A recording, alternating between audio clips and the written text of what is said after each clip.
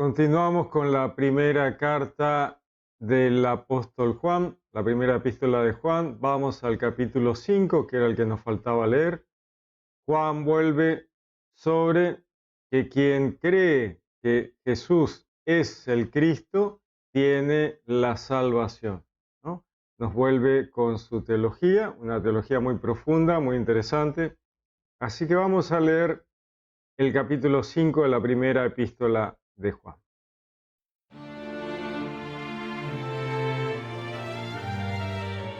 Bien, entonces el apóstol Juan nos dice: todo el que cree que Jesús es el Cristo ha nacido de Dios. Y todo el que ama a aquel que da el ser, ama también al que ha nacido de él.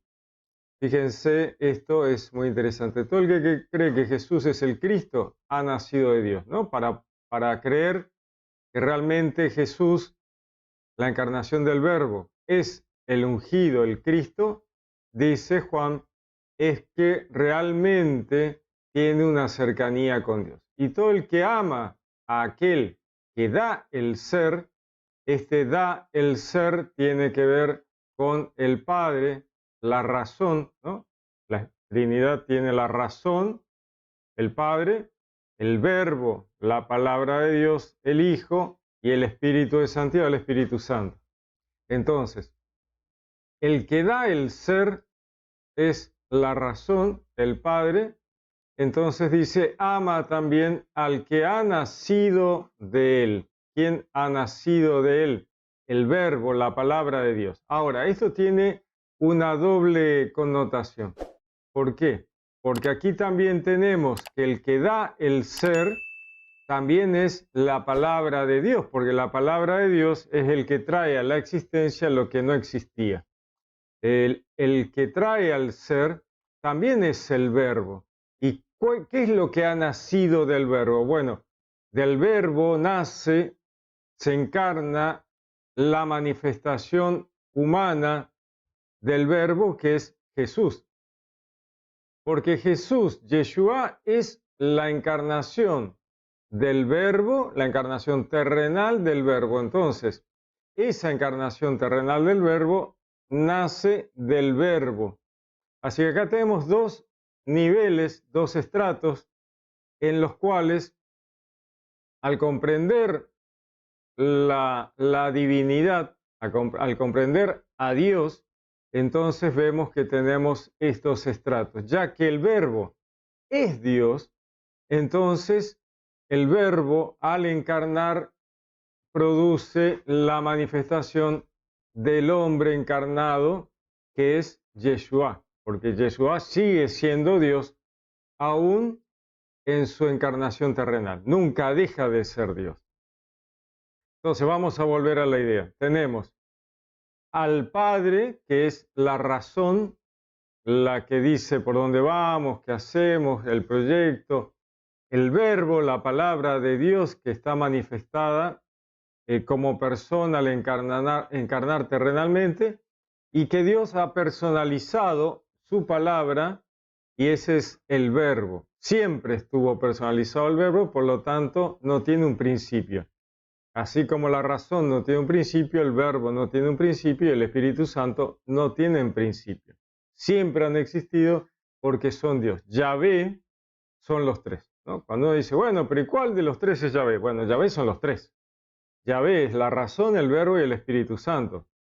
No hay uno que sea más Yahvé que el otro. El Espíritu Santo proviene tanto de la razón como del Verbo, porque ambos son Dios. Entonces ninguno de los tres ha tenido un principio. Siempre han existido porque Dios ha existido siempre. No tuvo un principio. Entonces, volvemos. Ama a aquel que da el ser, ¿no? Todo el que ama a aquel que da el ser, ama también al que ha nacido de él, que es Yeshua, Jesús. En esto conocemos que amamos a los hijos de Dios si amamos a Dios y cumplimos sus mandamientos. En esto conocemos que amamos a los hijos de Dios si amamos a Dios y cumplimos sus mandamientos. Acá nos habla de los hijos de Dios. Hijos de Dios es un título para todos aquellos que están en sintonía con Dios, ¿no? Los hijos de Dios tiene que ver con un título que asume todo aquel que está en sintonía con seguir los mandamientos, hacer lo que Dios quiere. Por eso dice, si amamos a Dios y cumplimos sus mandamientos. Pues en esto consiste el amor a Dios, en que guardemos sus mandamientos, y sus mandamientos no son pesados. Volvemos aquí. En esto consiste el amor a Dios, el que profesamos los creyentes. Los creyentes amamos a Dios.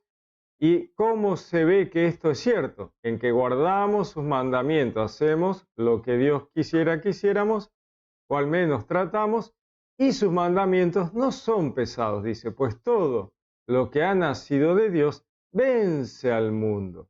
¿Por qué no son pesados?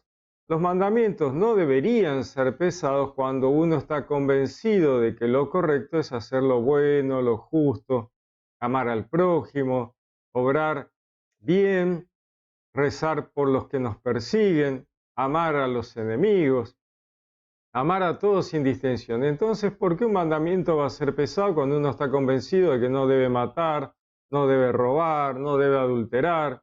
¿No? Entonces deja de ser pesado porque uno está convencido de que eso es así. Pues todo lo que ha nacido de Dios vence al mundo, a la mundanidad, a las pasiones, a lo terrenal y rastrero. Y lo que ha conseguido la victoria sobre el mundo es nuestra fe, ¿no? Este tema de si vos crees realmente que Dios existe, que Dios es bueno y justo, entonces vas a tratar de alejarte de lo pasional, de lo mundano, de lo terrenal, de aquello rastrero, ¿no?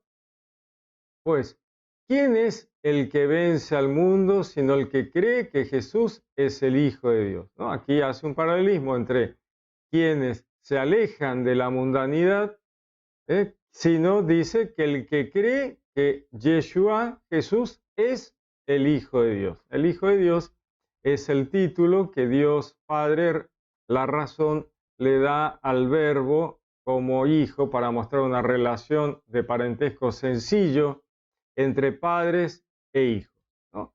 Dios usa siempre en toda la Biblia, en todo el desarrollo de la encarnación terrenal del Verbo en los Evangelios, muestra imágenes sencillas para transmitirnos realidades muy complejas, trascendentales.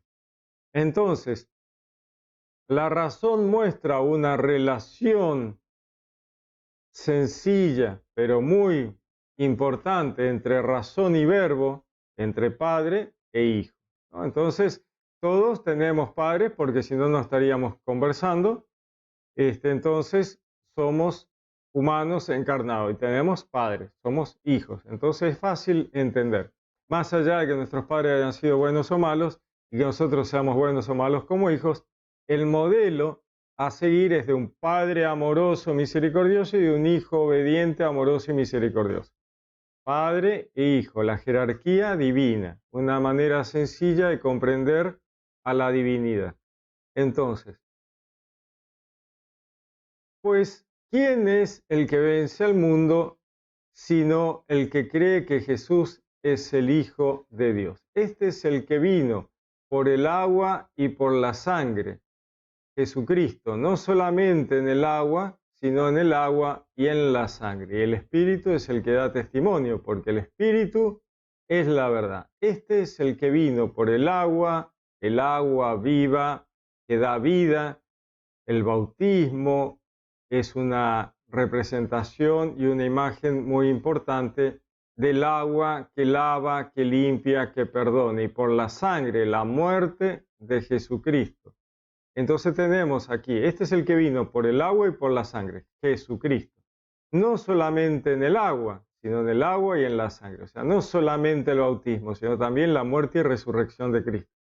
Y el Espíritu es el que da testimonio porque el Espíritu Santo es la verdad. El Espíritu de Dios es el que da testimonio porque el Espíritu Santo es la verdad. Entonces dice, si aceptamos el testimonio de los hombres, mayor es el testimonio de Dios, pues este es el testimonio de Dios, que ha testimoniado acerca de su Hijo. Si aceptamos el testimonio de los hombres, mayor es el testimonio de Dios, pues este es el testimonio de Dios que ha testimoniado acerca de su Hijo, ¿no? El tema del agua y de la sangre. El agua estaba prefigurada todo el Antiguo Testamento, es permanente prefigura del agua viva que brota para lavar y sanar, ¿no? Por eso está el bautismo ya como figura judía, el lavado permanente para el perdón de los pecados, preparar a la persona para ser perdonada. Había que lavarse y lavarse para entrar al templo, para estar en condiciones. Entonces ya había una figura ahí de lavado del agua viva, porque el agua que se usaba no era agua estancada, sino agua de vertiente. Entonces hay toda una imagen que ya viene del Antiguo Testamento, donde Dios va prefigurando a Jesús y nos va mostrando que esa agua que brota del costado del templo, como nos dice el profeta, va a sanear el mar. Donde el agua que brota al costado del templo llega, sanea el mar, ese mar de la mundanidad, ¿no? De las pasiones. Sanea el mundo. Entonces, esa agua viva que con Juan el Bautista va a ser el bautismo, ¿no? El bautismo, el que sumerge en el agua para vida nueva, va a transformarse luego en el bautismo cristiano, el agua que limpia y lava de todos los pecados anteriores. Y la sangre de Cristo no es en realidad la sangre, la sangre, sino la muerte y la resurrección de Cristo. Muchas veces se confunde, como se habla de la sangre, tanto en el Antiguo Testamento como en el Nuevo Testamento, termina pensándose que es un tema mágico, que si vos te frotás la sangre de Cristo, te vas a curar de los pecados. En realidad no, es la muerte. La sangre tiene que ver con la muerte de Cristo y su resurrección. Esa es la sangre de Cristo. ¿Quién cargó con la sangre de Cristo? Bueno, el pueblo hebreo, en cuanto a su muerte. Esta sangre que viene toda prefigurada en el Antiguo Testamento, en el cual se sacrificaba al pobre animal, se le desangraba para que muriera sin sufrimiento, porque esa era la idea. El pobre animal no tenía que sufrir, se le desangraba, moría sin sufrimiento. Y luego esa sangre derramada, que era la que clamaba a Dios desde el suelo, como dice con Caín y Abel, la sangre de tu hermano clama desde el suelo y tiene que ver con la responsabilidad de haber matado a alguien. Esa sangre va a clamar siempre. Cada vez que se mata algo, se mata a alguien, se mata, esa sangre de esa muerte, por decirlo así, la sangre que en realidad es la muerte, la consecuencia, clama a Dios por haber sido matada. Entonces, es esa imagen, ¿no? La imagen de la sangre que clama a Dios. Entonces, el agua y la sangre es lo que dan testimonio de Jesús. Y este es el testimonio, que Dios nos ha dado vida eterna y esta vida está en su Hijo, ¿no? Y este es el testimonio que Dios ha dado. Y este es el testimonio, que Dios nos ha dado vida eterna y esta vida está en su Hijo.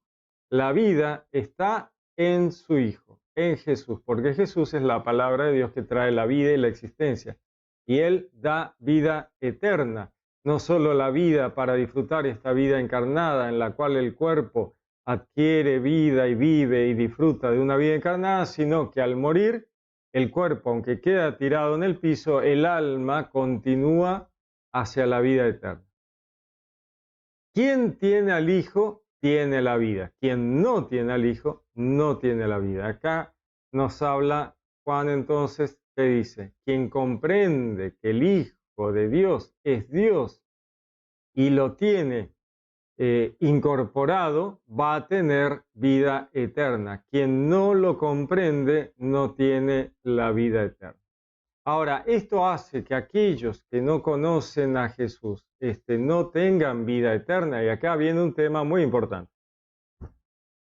¿Qué pasa con los ateos? ¿Qué pasa con la gente que sigue otras religiones? ¿Qué pasa con la gente que nunca se enteró que Jesús existe? ¿Acaso esa gente va a desaparecer o se va a ir al infierno? La verdad es que no, porque Dios no quiere que nadie se pierda. Juan está hablando también para los hebreos, para los judíos, que todavía se oponen, generan trabas, frenan a la iglesia. Entonces, aquí hay una gente que conoce muy bien de qué se trata lo de Jesús y sigue negándolo y oponiéndose. Bueno, para eso es esto, para que les digan, chicos, ustedes tienen que entender quién es Jesús, quién es el Mesías. Le está hablando a ese grupo judío sobre todo. La otra gente, los gentiles que están afuera, que nunca supieron que Jesús existía, pero son buena gente, que se portan bien, van al cielo. No hay problema, o sea, Dios no los va a dejar afuera. Dios quiere que todo el mundo se porte bien. Por eso el catecismo de la Iglesia Católica dice, donde Cristo está, está la Iglesia. Fuera de la Iglesia no hay salvación. Entonces uno dice, bueno, ves que si fuera de la Iglesia no hay salvación. No, pero tenés que leer la otra parte antes. Donde está Cristo, está la Iglesia. ¿Y dónde está Cristo? Bueno, Cristo es Dios, está en todas partes. No hay un lugar donde vos puedas decir, acá no está Cristo. No, yo levanto el mouse y ahí está Cristo, porque Cristo es Dios y Dios es omnipresente y omnisciente. Dios está en todas partes y en todas las personas. Y donde está Jesús, que está en todas partes, sigue estando la iglesia, porque la iglesia va llegando lo mejor que puede y lo más rápido posible a donde está Cristo. Primero está una iglesia que ni siquiera sabe que está, pero lo está. ¿Dónde? En el corazón de la persona que obra bien. Aquella persona que escucha la voz de Dios, siendo ateo, siendo hinduista, siendo musulmán, siendo de cualquier religión, que crea en Dios y escucha a Dios en su corazón y obra bien, entonces está escuchando a Dios. Y Dios es uno solo, no hay otro, ¿no? Aún aquellos, vamos a suponer el budismo ateo. El budismo ateo, hay un budismo que es ateo, no cree en Dios. Y no debería ni siquiera llamarse religión, porque religión se supone que es alguien que trata de llegar a Dios, pero el budismo ateo no trata de llegar a Dios porque no cree en Dios. Pero de todas maneras, esa persona, aún pensando que Dios no existe, como lo comprendemos el cristianismo, obra correctamente, escuchando la voz de ese Dios que él cree que no existe, y se porta bien, Dios lo va a recibir. Porque en el momento de que ese ateo muere y va a su alma con Dios, se entera que Dios existe. Inevitablemente se va de bruces contra Dios porque Dios está ahí y no te queda otra. Ahora, ¿te portaste bien? ¿Hiciste lo bueno? ¿Hiciste lo correcto? ¿Amaste a tu prójimo? Sí. ¿Pensaste que yo no existía? Y la verdad que pensé que vos no existías. Bueno, pero existo. Y la verdad que sí, me acabo de dar cuenta. Bueno, ¿te portaste bien? Sí. ¿Hiciste lo bueno? Sí. ¿Fuiste justo? Sí.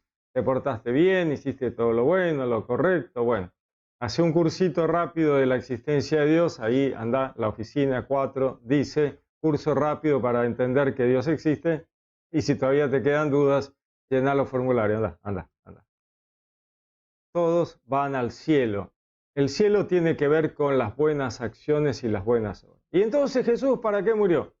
Jesús muere para limpiar los pecados ancestrales que arrastran a la humanidad a la posibilidad de la muerte del alma.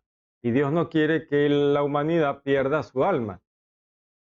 Por lo tanto, Jesús viene a pagar un rescate por toda la humanidad, pagando el rescate de todos los pecados ancestrales. Entonces, ese ateo que muere hoy, muere limpio por la muerte y resurrección de Cristo, aún arrastrando sus propios pecados de esta vida, que él no ha pedido perdón a Dios porque cree que Dios no existe, pero tal vez sí le pidió perdón a las personas a las cuales le hizo mal porque tiene conciencia de que es lo correcto y lo justo.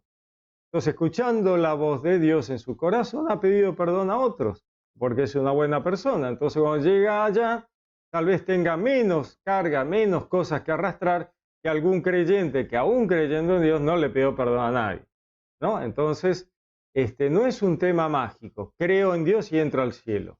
No, si no sería súper fácil. Por eso Santiago dice, los demonios también creen y tiemblan, ¿eh? Ojo, guarda. Entonces, tiene que ver con las buenas acciones. Me dicen, no, no, pero entonces, ¿para qué murió Jesús en la cruz y al final cualquiera entra al reino de los cielos? Bueno, el reino de los cielos no es un club privado. No es que va, no, pero a mí me recomendó fulano, así que entro. No, no va por ahí. El tema va por las buenas acciones. Eso es lo que Dios quiere corregir a través de toda la historia bíblica, desde el Génesis hasta el Apocalipsis. Que te portes bien. Eso es todo. Misericordia quiero, no sacrificio. Isaías, ¿no?, dice: harto estoy de tus holocaustos y de tus sacrificios, ofrendas, no quiero aceites, no quiero nada de eso. Quiero misericordia. Pórtense bien, chicos, es lo único que quiero. Si se portan bien, para mí, ya está. Entonces, ¿qué es lo que Dios quiere? Que nos portemos bien. Hagamos, cumplamos los mandamientos. ¿Cumpliste los mandamientos? Sí, bueno, dale, adentro, ¿no? Amaste a tu prójimo, amaste a Dios, te portaste bien, no robaste, no mataste. No. De eso se trata.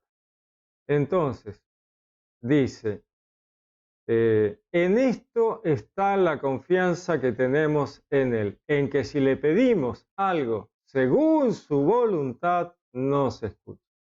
En esto está la confianza que tenemos en Él, confiamos en Dios, en que si le pedimos algo, lo que sea, según su voluntad, no decretamos, no se escucha. ¿Por qué digo no decretamos? Bueno, pues está lleno de facciones cristianas y no tan cristianas que decretan. Decreto que esto va a pasar ahora y yo lo decreto. Y entonces Dios, dice, ahí el ángel dice, che, ahí fulano decretó, así que larga lo que estás haciendo y anda corriendo a cumplirle el decreto a este tipo, porque si no, ¿qué?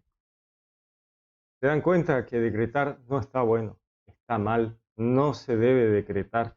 Decretar es juntar problemas para el día de mañana, ¿no? Cuando uno llega del otro lado, Dios te dirá, escúchame, ¿vos qué crees? Que yo trabajo para vos, vivo para vos, voy a salir corriendo, voy a tener que largar el café y salir corriendo porque vos decretaste. ¿Qué te pasa?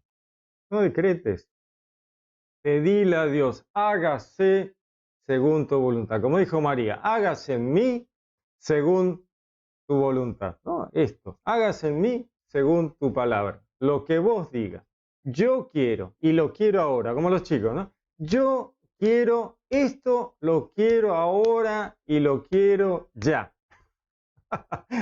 Ahora lo quiero. Bueno, pero sea tu voluntad. Si a vos te parece que está bueno que me lo des, genial. Y si me lo das ahora, mejor. Si no, espero. Y si no tengo que recibirlo, también me lo aguanto. Está bien. Vos sabrás por qué.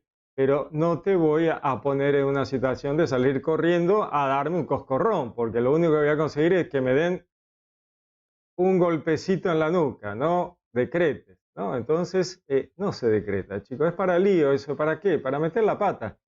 No obliguen a Dios. El decretar está casi al nivel de una hechicería. Decreto, yo con esto voy a lograr que Dios salga corriendo y haga lo que yo quiera. No, lo único que te estás consiguiendo es un lugarcito del otro lado. Cuando te mueres y vas para allá, te dicen, vení, así que vos decretabas y flaco, o sea, no, nos has tenido, la verdad, bastante irritados. Andá a oficina 6, allá al lado de la 4, donde fue tu compañero, oficina 6, que dice, no se decreta, se le pide a Dios por su voluntad. Andá, hacé la cola. ¿Ves toda esa cola que está ahí? Bueno, esos son de los que decretaban. Hacé la cola, llenar los formularios. Ahí te van a atender. Y cuando termines de entender de qué se trata, bueno, adentro, al reino de los cielos. Entonces, en esto está la confianza que tenemos en Él, en que si le pedimos algo que tiene que ser bueno, santo y justo, según su voluntad, nos va a escuchar. Si le pido que le caiga un meteorito al lado del vecino que me estaciona en la vereda, no, eso no nos va a escuchar. Y si sabemos que no nos escucha en que le pedimos, ¿no? Si sabemos que nos escucha en lo que le pedimos, me quedé pensando en el meteorito del vecino, y si sabemos que nos escucha en lo que le pedimos, sabemos que tenemos conseguido lo que hayamos pedido. Dios, si uno pide bien, pide lo justo, lo bueno, y es el momento en que nosotros deberíamos recibir aquello, nos va a dar. Entonces sabemos que tenemos conseguido lo que hayamos pedido. Si alguno ve que su hermano comete un pecado que no es de muerte, pida y le dará vida. ¿Cómo? Entonces hay pecados que son de muerte. Y dice, a los que cometan pecados que no son de muerte, pues hay un pecado que es de muerte, por el cual no digo que pida. Entonces acá Juan 1 nos está diciendo, ojo, que puede haber pecados que son de muerte, que llevan a la muerte segunda, a la muerte del alma, y sobre eso ya estamos en el horno, estamos fritos. Dice Juan, no pido por nadie, pero todo aquello que no es de muerte pido por los hermanos. Si alguno ve que su hermano comete un pecado que no es de muerte, pida y le dará vida, ¿no? Entonces podemos interceder por otros, pedir por otros, para que Dios los perdone. No, pido por este, pido aquel que se mandó esta macana, que se mandó aquella, se mandó otro, pero no son pecados de muerte. Entonces, por favor, cuídalo, protégelo, perdonalo. ¿No es cierto? Entonces Dios nos escucha. Ahora, ¿cuáles son los pecados de muerte? Bueno, veamos qué nos decía Marcos 3. Yo os aseguro que se perdonará a todos los hijos de los hombres los pecados y las blasfemias. Yo os aseguro, decía Jesús, Marcos 3, 28. Yo os aseguro que se perdonará a todos los hijos de los hombres los pecados y las blasfemias, por muchas que éstas sean. O sea, Jesús nos está diciendo, mire, todas las macanas que hagan todas, se les va a perdonar. Pero, el que blasfeme contra el Espíritu Santo no tendrá perdón nunca. Antes bien, será reo de pecado eterno. Guarda, atención. Pero el que blasfeme contra el Espíritu Santo no tendrá perdón nunca. Fíjense que Dios perdona cualquier cosa. Que hables mal del Padre, que hables mal del Hijo, que digas todo tipo de tonterías y pavadas. Pero el que blasfema contra el Espíritu Santo está frito. No tendrá perdón nunca, antes bien será reo de pecado eterno. Lo mismo nos decía en Mateo 12. Por eso os digo, todo pecado y blasfemia se perdonará a los hombres. Todo pecado y blasfemia, cualquier cosa, a los hombres. Pero la blasfemia contra el Espíritu Santo no será perdonada. Y al que diga una palabra contra el Hijo del Hombre, se le perdonará. Pero al que diga contra el Espíritu Santo, no se le perdonará ni en este mundo, ni en el otro. Dice, ni en este siglo, ni en el siguiente. O sea, ni en la tierra, ni cuando te vas del otro lado. Llegás del otro lado y te dicen, a ver, los de blasfemia contra el Espíritu Santo, acá. Bueno, chicos, listo, lo lamento, se les advirtió, se les dijo, no hagan eso. Entonces, ¿cuál es una blasfemia contra el Espíritu Santo? Bueno, ir contra el Espíritu Santo, contra el Espíritu de santidad, ¿no? Negar el perdón de Dios, ir contra los dones de Dios, negar a Dios a ese extremo, ¿no? Es muy difícil, la verdad que es difícil. Primero uno tendría que tener absoluta conciencia de ese nivel de percepción del Espíritu Santo para negarlo y negar el perdón de Dios, lo cual a esta altura del partido yo creo que solo los ángeles caídos tienen esa capacidad de haber visto al Espíritu Santo, haber estado con él, haberlo entendido y haberse opuesto a él y haberle negado al Espíritu Santo toda posibilidad de que los redime y les perdone, ¿no? Entonces ahí hay un pecado de muerte tremendo. Por eso el fuego eterno está reservado para el Satán y sus legiones, porque ellos han blasfemado contra el Espíritu Santo y le han negado el perdón hasta el último momento, y lo vemos en el Apocalipsis. Nunca le aceptaron el perdón a Dios, nunca recapacitaron, nunca se convirtieron. Bueno, entonces, toda iniquidad, dice, es pecado, pero hay pecado que no es de muerte, ya lo vimos. Sabemos que todo el que ha nacido de Dios no peca. Sabemos que todo el que ha nacido de Dios no peca. Al extremo, ¿no es cierto? Está mostrándonos que todo aquel que realmente ha comprendido de Dios, que ha entendido que hay que cumplir los mandamientos y portarse bien, y lo ha internalizado al punto que es su vida cotidiana, ya deja de hacer macana. Si no, dice, sino que el engendrado de Dios le guarda, y el maligno no llega a tocarle, ¿no? Sino que el engendrado de Dios le guarda, ¿no? Jesús, Yeshua. ¿no? El Verbo encarnado. Y el maligno no llega a tocarle. Sabemos que somos de Dios y que el mundo entero yace en poder del maligno. O sea, fíjense, nosotros sabemos que somos de Dios, todos somos de Dios, y que el mundo entero, la mundanidad, las pasiones, yacen en poder del maligno. Pero sabemos que el Hijo de Dios ha venido y nos ha dado inteligencia para que conozcamos al verdadero, a Dios, aquel que quiere lo mejor, lo bueno y la vida eterna para todos. Nosotros estamos, dice, en el verdadero. Fíjense, nosotros estamos, vivimos, nos movemos, existimos pensando en Dios, en el Verbo, en el Padre, en el Espíritu Santo. Entonces, estamos dentro, en el seno, internalizados, pensando, viviendo, existiendo en el verdadero, ¿no? En el verdadero, en su Hijo Jesucristo. Este es el Dios verdadero y la vida eterna. Hijos míos, guardaos de los ídolos. Por eso dice verdadero, y aquí tenemos dioses falsos, ¿no?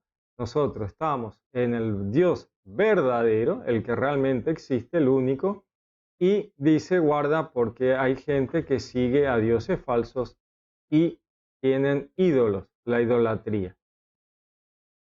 Muy bien, dice, sabemos que el Hijo de Dios ha venido y nos ha dado inteligencia, ¿no? Este tema de nos ha dado inteligencia, no solo ha venido, nos habló, y que sea aparte, el Espíritu Santo nos ha dado una capacidad de comprensión para que entendamos, como decíamos antes, al Dios verdadero. Y por eso al final dice guardado de los ídolos, ¿no? Para hacer una diferencia entre el Dios verdadero y los dioses falsos.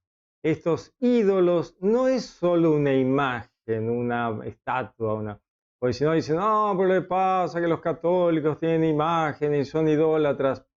No, la verdad es que no, el católico sabe que esa imagen no es un Dios.